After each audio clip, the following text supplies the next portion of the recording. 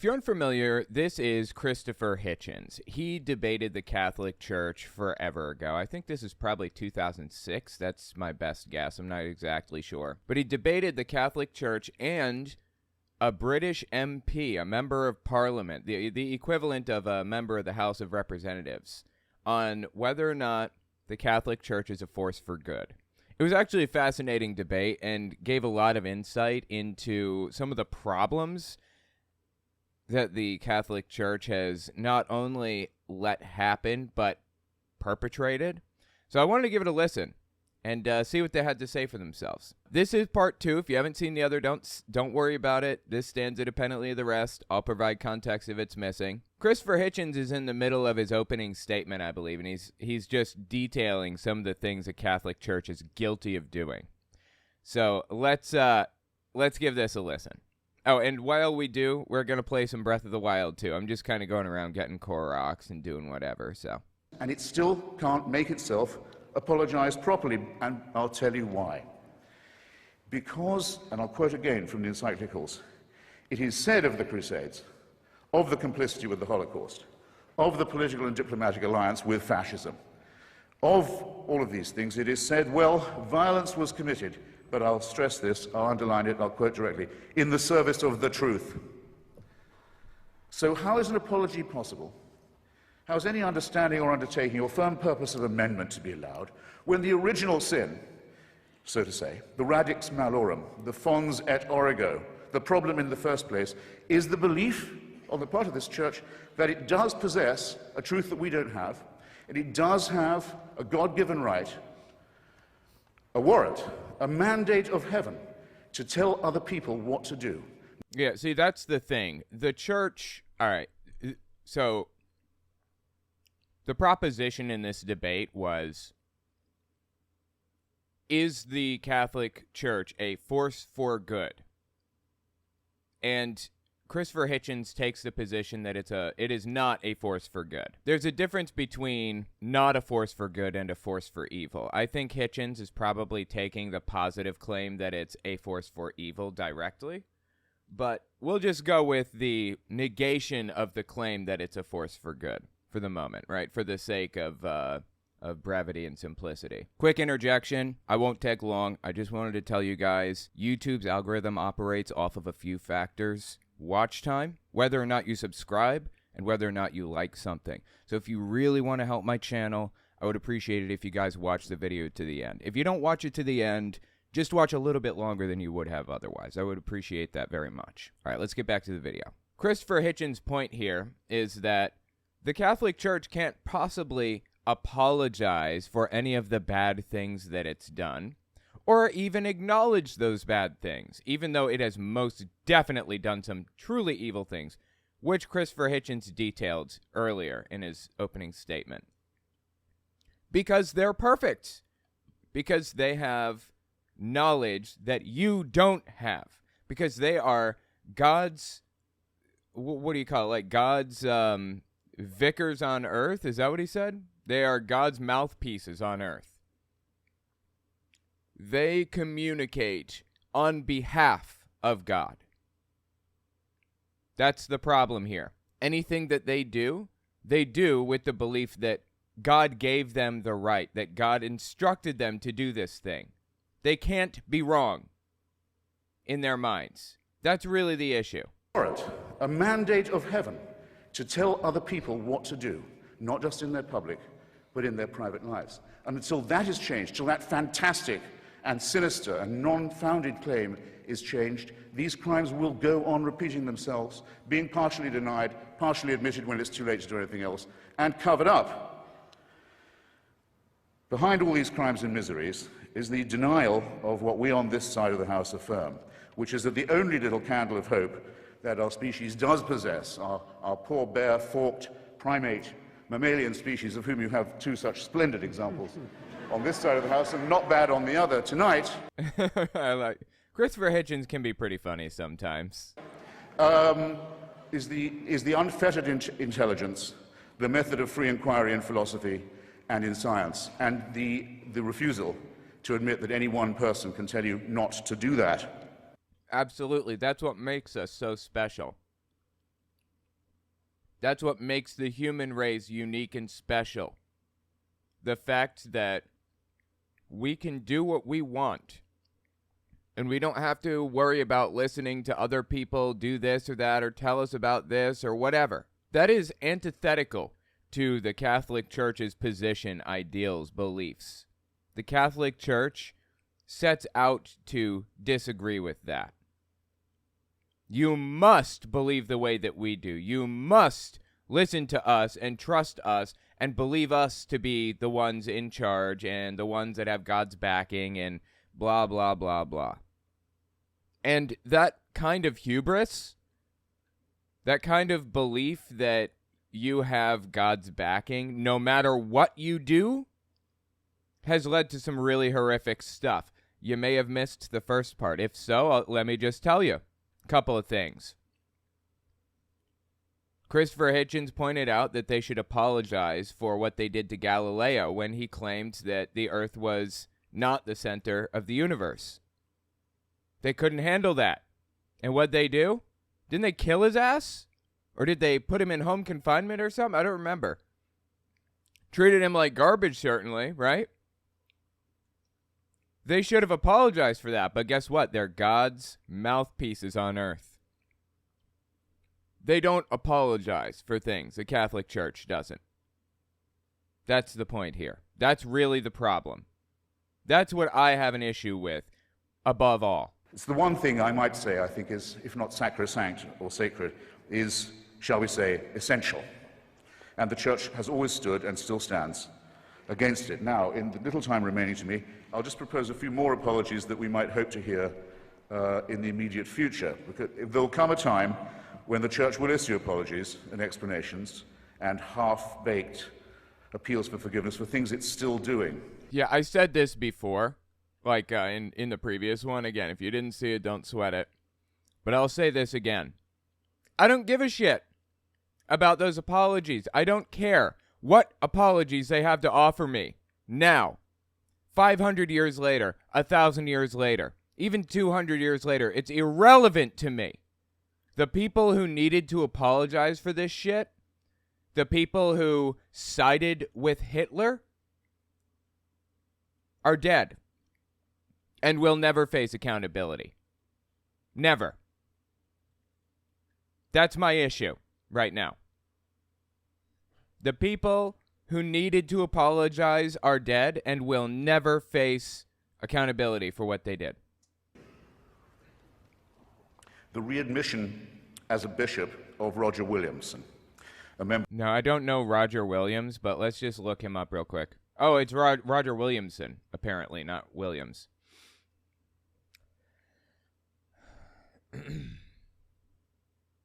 Okay, excommunication. Apparently he was excommunicated, but then readmitted as a bishop eventually. Oh, okay, so Williamson condemns the Jewish religion, has urged the conversion of Jews to Catholicism. He's a Holocaust denier.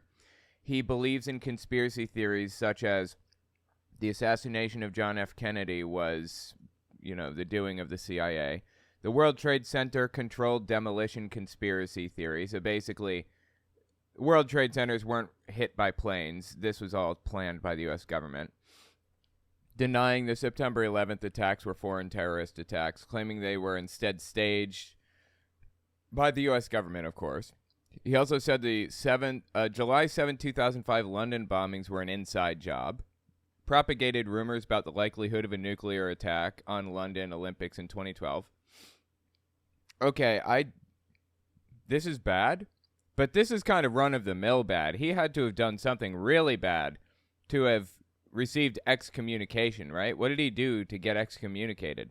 I fear it has something to do with little boys. I don't know. I worry that that's what it's going to be. Please tell me that's not what it is. I think Hitch is going to say what he did. Okay, let's keep listening. Let's see if Christopher Hitchens tells us what this dude did. Baked appeals for forgiveness for things it's still doing. The readmission as a bishop of Roger Williamson, a member of Marcel Lefebvre's fanatical hysterical breakaway sect, so-called Society of St. Pius X.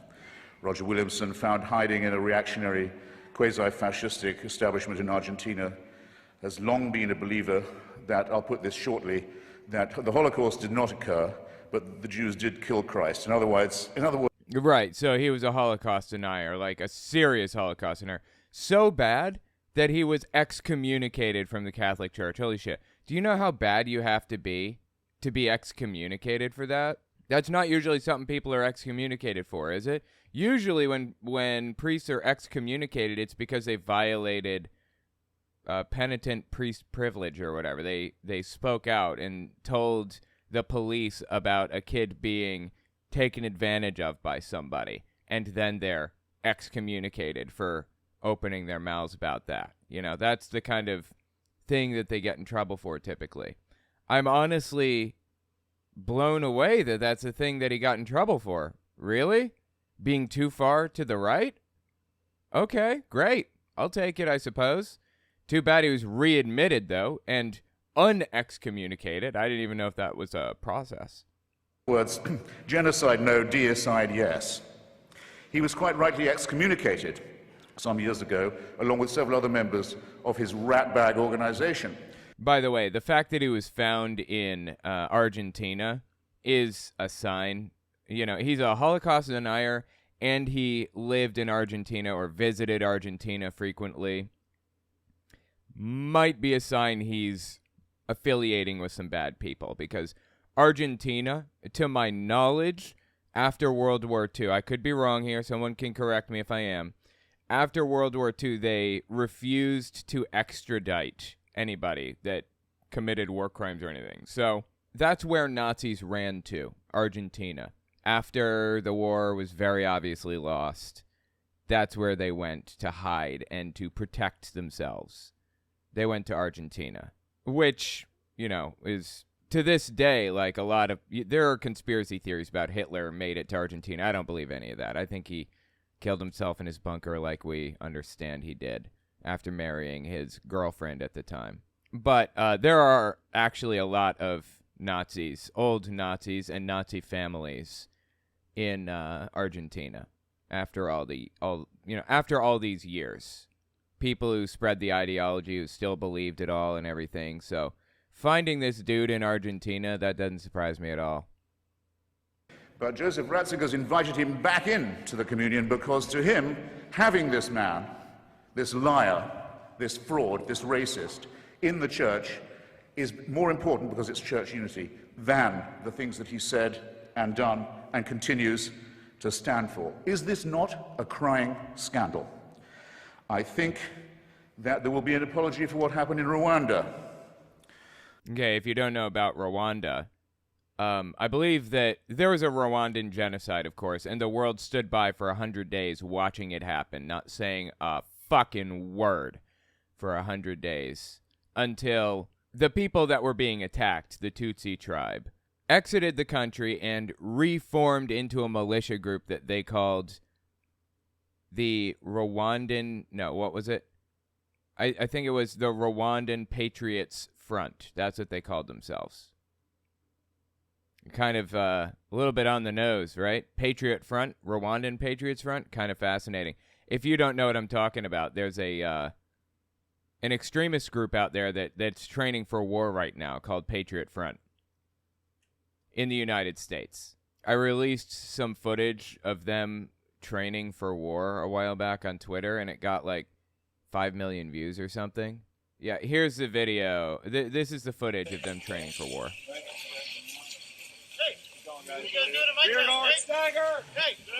These are Americans, by the way. I'm talking about Americans right now. This is just a right-wing extremist group called Patriots Front in America. I'm not talking about Rwandan Patriots Front, which was a thing all the way back in, those times, which I'm sure Christopher Hitchens will touch on in a minute. Hey, don't let him in. You're staggering, guys. Cycle back. What are we doing? Cycle back. Right. Hold on. All right, should we try that again from the top? So, anyways, yeah. This footage was taken by Unicorn Riot, which is like, God, I don't remember what Unicorn Riot is a wing of some news organization. I forget what now, but anyway. The point is, they're a far-right extremist group who hate Jewish people. And anyways, yeah, we'll talk about it a little bit more as Hitchens gets into the Rwandan Patriot Front here. And just Rwanda in general, actually, is probably what he's going to talk about.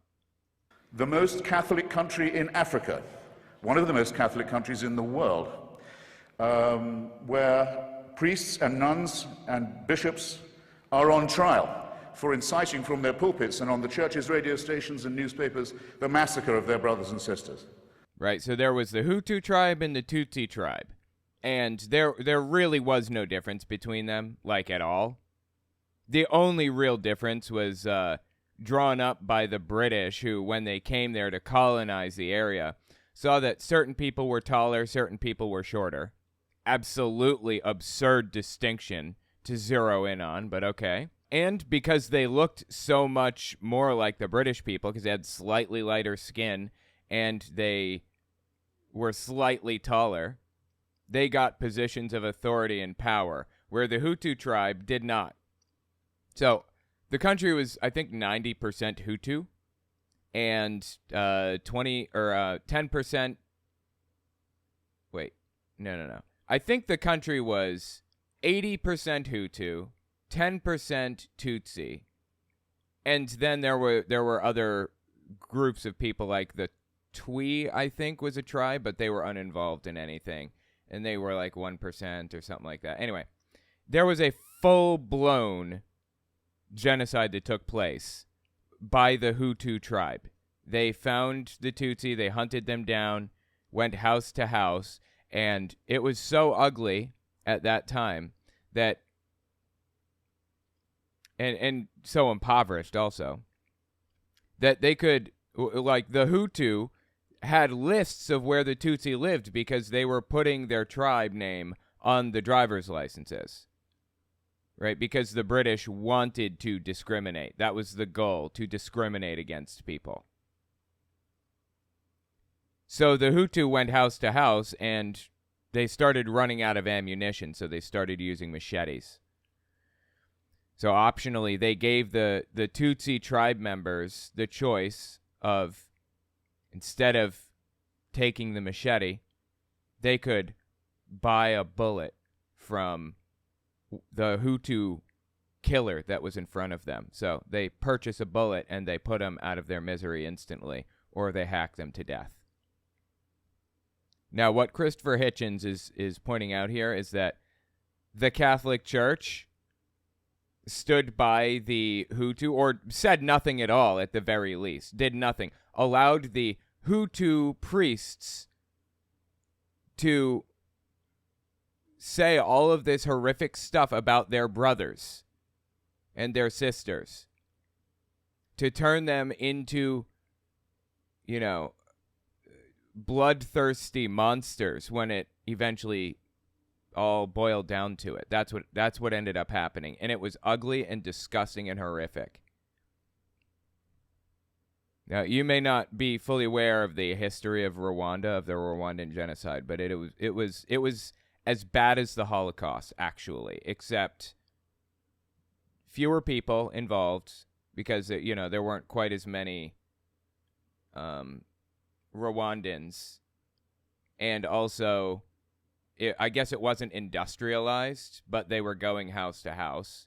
Yeah, so it was industrialized in Hitler's case. Like, he had these death camps with all this stuff in Hitler's case. So I guess World War II is probably worse than the Rwandan genocide, but still, the Rwandan one was very, very bad, very ugly. Reversal of excommunication is a standard. In 1077, Emperor Henry IV had his reversed after a ritual submission to the Pope. Excommunication is designed to make people return and submit to the church. Okay, I didn't know that. Yeah, that's news to me. Interesting. I was I'm kind of unfamiliar with like how the Catholic Church works or whatever, so that's really interesting. Thanks for the context there. Yeah, Hitchens is about to talk about the Rwandan genocide, and sadly, I know a lot about that. I set out to know a lot about how that happened, how it worked, and exactly how it played out, because I felt obligated to understand the whole thing. Because we kind of see it happening today. The same type of screaming about evil and calling people cockroaches and stuff like that. For the record, just a little fun fact for you. When the Rwandan genocide was... The genocide was planned. Okay, somebody planned this. It wasn't something that kind of naturally arose out of nothing. And whoever... it was that planned it, we have ideas, created the code phrase, "It's time to cut the tall trees." That was the term. That was the note. That was a thing that everybody needed to hear to know it's time. Now is time to start the attack. And Catholic Hutu priests, as Hitchens is correctly pointing out, were telling the Tutsi tribe who were under attack to go into the church. They'll be safe there. And when the Tutsi went into the churches to hide, they lit the building on fire and picked off everybody who came out. It was a truly evil and disgusting event that took place, and the Catholic Church was complicit. The Catholic Church assisted. They helped. So yeah, absolutely, I agree. Eventually, the Catholic Church will almost certainly apologize for that. How long will it be? How long is it going to be before the Catholic Church apologizes? On the church's radio stations and newspapers, the massacre of their brothers and sisters. And the papacy was silent on this appalling occasion. And everyone in Rwanda knows it. And there hasn't yet been a properly written apology for that disgrace. There probably never will be, honestly. That's the thing about the Catholic Church. They like to just sweep things under the rug and pretend nothing happened. Disgustingly. Staying in Africa, I think it will one day be admitted with shame that it might have been in error to say that AIDS is bad as a disease, very bad, but not quite as bad as condoms are bad, or not as immoral in the same way. Yeah, so the Catholic Church most definitely discouraged the use of condoms in African countries. Why? Because they're evil. Because you should be married and there should be no need for condoms, basically. That's why. And it was like, they were literally getting people killed. I know it seems like a little thing to people who aren't really familiar with how, like, large data sets work and stuff like that, but when you're dealing with something...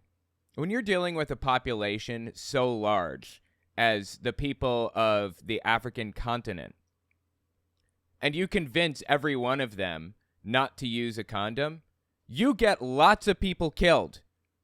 It's a measurable statistic, and the Catholic Church is responsible for those deaths.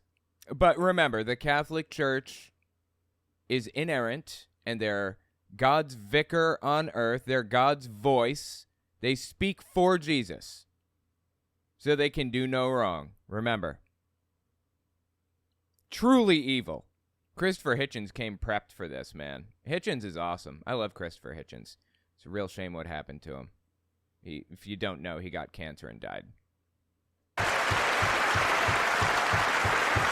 That's one of the things that really gets to people, apparently. Like, you can hear the applauses right now. Like, they are not happy about the Catholic Church's behavior regarding HIV and AIDS and condoms in Africa. Look at the audience. It's fascinating. There are people that are not clapping. They're completely silent. I guess they're the Catholics, huh? I say it in the presence of His grace, and I say it to His face. The preachings of His church are responsible for the death and suffering and misery of millions of His brother and sister Africans, and He should apologize for it. He should show some shame. Yes, absolutely agreed on that point. I'm glad Christopher Hitchens brought that up. It's disgusting.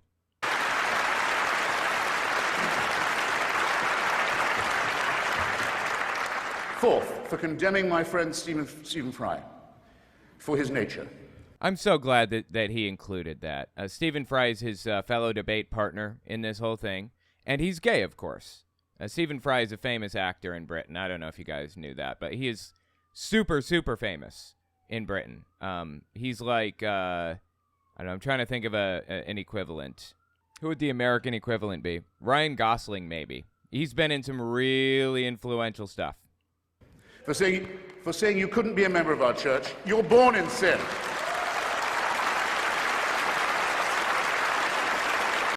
You know, if you're not gay, you're just sitting here and you're seeing Stephen Fry's reaction, like, yep, they do say that. You may not realize what Stephen Fry is probably feeling right now, but I do know what Stephen Fry is feeling. Not because I'm gay, but because I have been rejected by my peers, my family, my friends, my entire life, everybody, from beginning to end. The people that I grew up with, the people that knew me, that helped me, that fed me, that were supposed to care for me the most in this world, rejected me. And that is what Christopher Hitchens is calling out to rightly. He needs to call out to this because this happens to a lot of people for being gay. A lot. But this isn't a simple, yup, you're right look that Stephen Fry is giving. I know this look all too well. The look he's giving right now is a look of pain, of a memory of the fact that an entire group of people fucking hate him and will for the rest of his life, simply for who he is. Simply for what he believes. That's it. Or what he does or whatever. It was a simple head nod for Stephen Fry and to a lot of other people. But those of us who have been there, those of us who understand what that feels like, know that it was a little bit more than a simple head nod. We know exactly what he was feeling in that moment when it was said. For his nature. I'm sorry, there's going to be some strong language in here, but I'm going to leave it in because I feel it's important. For saying you couldn't be a member of our church, you're born in sin. Simple head nod, but it's a feeling that too many people understand. There are so many emotions behind that simple head nod.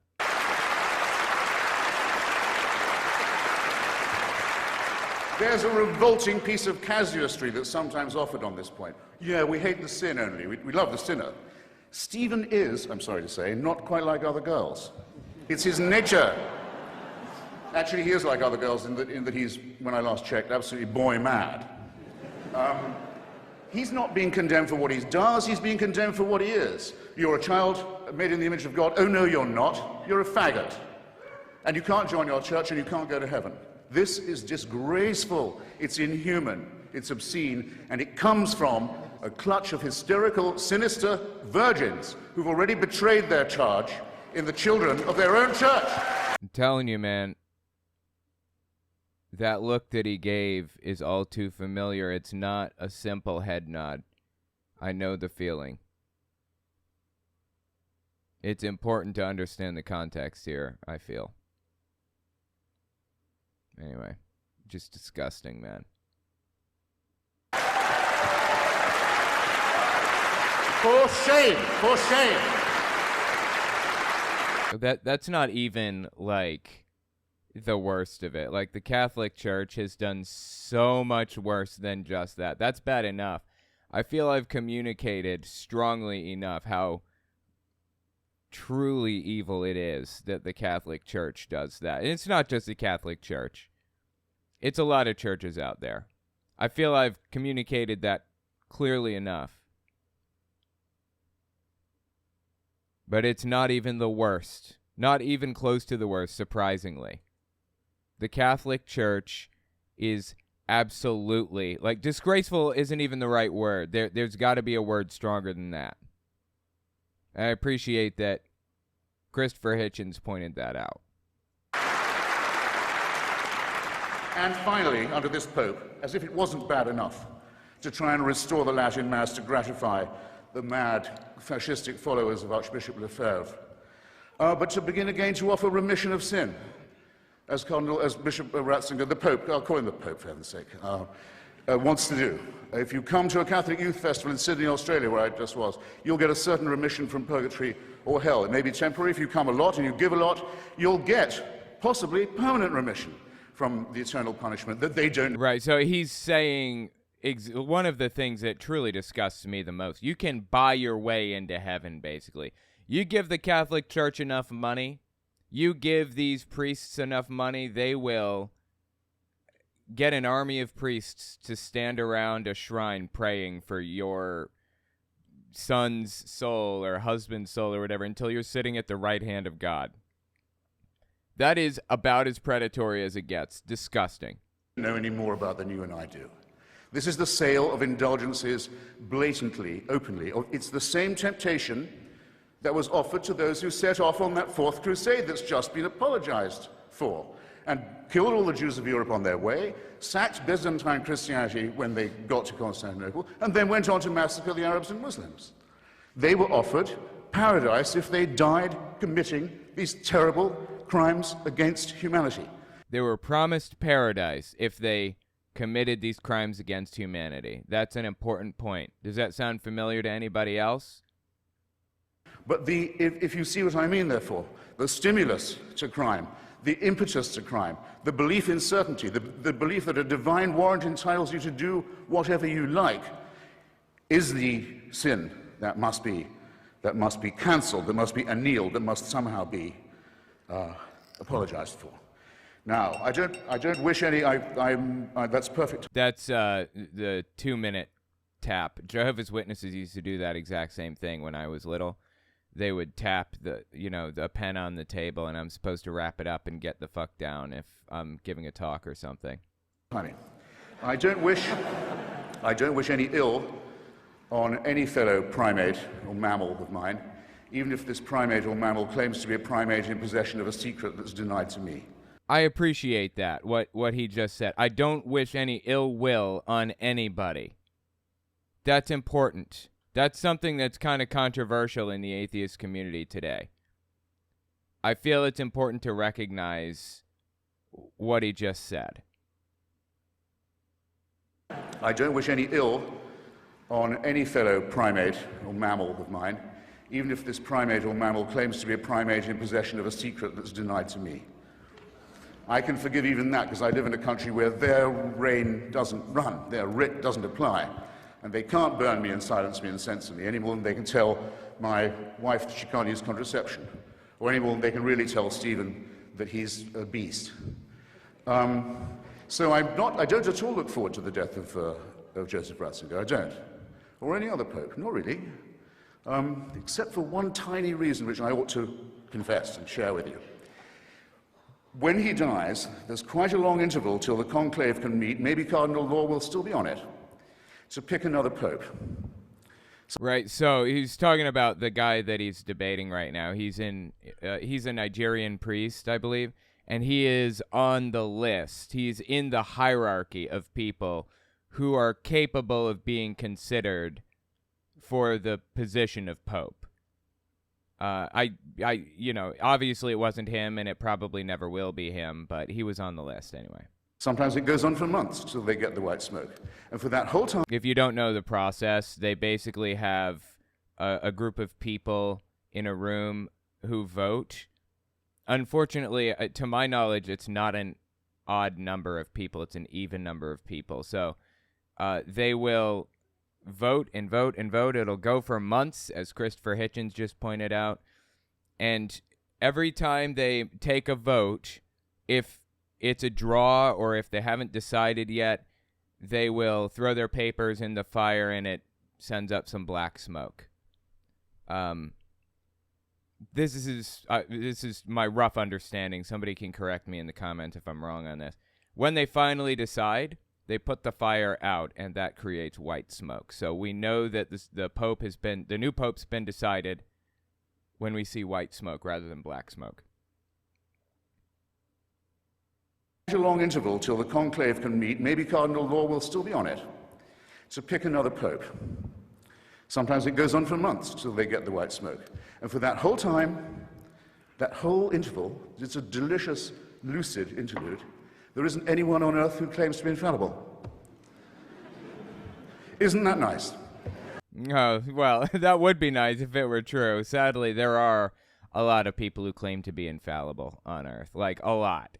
It's just nobody really believes them as much as the Pope, I suppose. All I want to propose in closing is this, that if the human species is to rise to the full height that's demanded by its dignity and by its intelligence, we must all of us move to a state of affairs where that condition is permanent. And I think we should get on with it. Okay. So the point is, we need to move to a point where nobody believes that they're infallible, and we all accept that we're flawed, and we can make mistakes, and we need to get used to saying the term, I don't know. You guys ever notice when I am not sure of something, I don't assert it wildly? I say, I'm not sure, I think. Somebody can correct me in the comments. You have to get used to the fact that you don't know everything, especially when you're a YouTuber. If you don't learn that fact early on, you're going to have a bad time.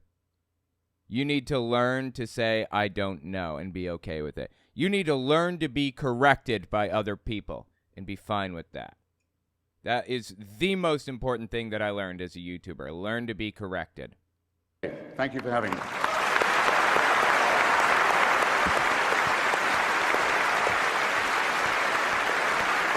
Is this the what can be asserted without evidence can also be dismissed without evidence, Hitchens? That's the one. Yep. That's there's a name for that. Hitchens came up with it, and it's called the Hitchens razor. Is it Hitchens razor? Like Occam's razor, but it's Hitchens. Yeah, that's the guy. Again, sadly, he died of cancer. I don't know, back in 08, 09, I think.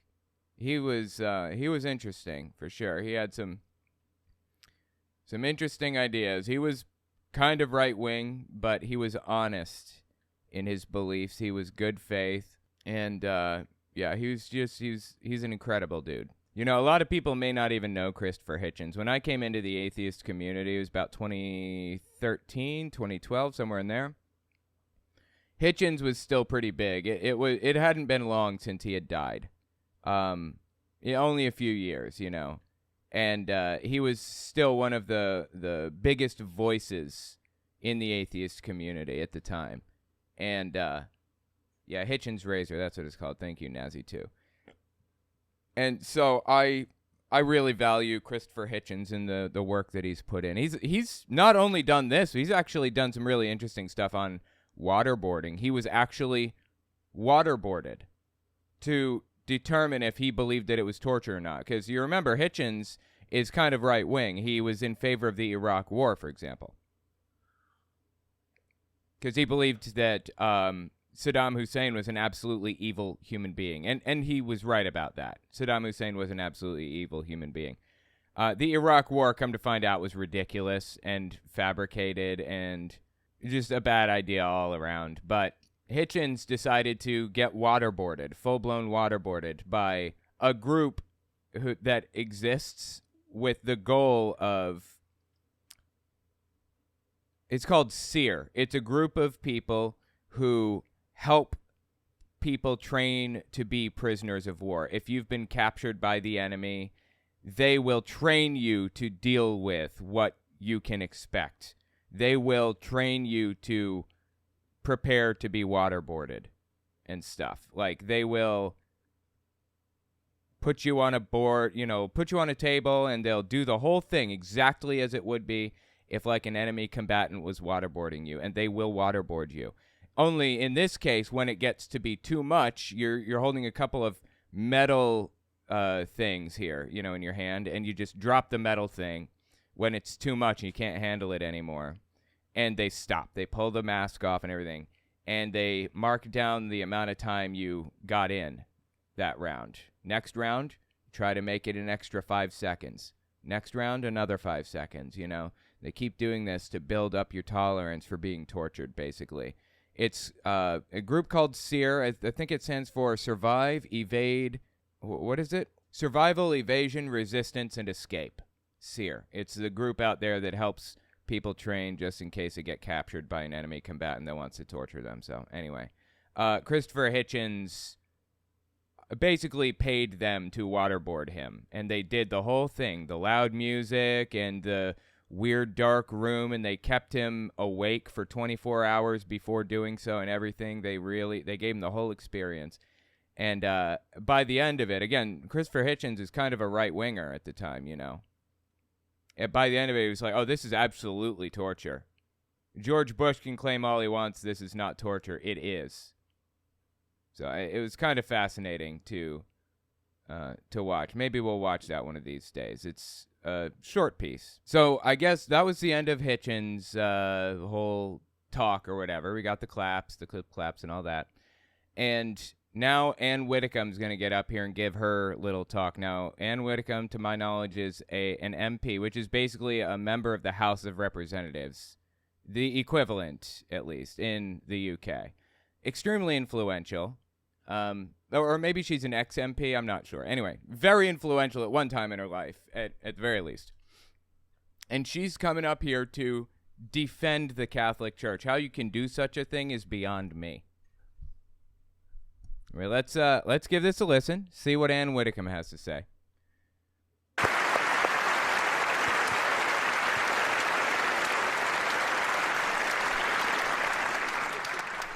Thank you very much, Madam Chairman. If apologies are due tonight, they are due from Christopher Hitchens.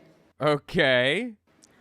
Who has just run through one of the you could hear people laughing in the background. Longest series of misrepresentations of the Catholic Church that I have heard in a long time. It's not a misrepresentation at all. That's completely 100% fair, everything that he said. He hit on the biggest points that were the most relevant and important to touch on. Their treatment of the LGBT community, their treatment of condoms in AIDS-ridden Africa. What were some of the others? Their mistreatment of children, the way that they shuttled pastors around. Not that they have a problem that is out of proportion with the rest of the world. Their problem, the Catholic priest problem, isn't, I mean, I think, to my knowledge, it's a little bit worse than, you know, the rest of the world. Like, demographically, for some reason, people who take advantage of children just really want to use the Catholic Church to do it. I don't know why, so it's slightly worse.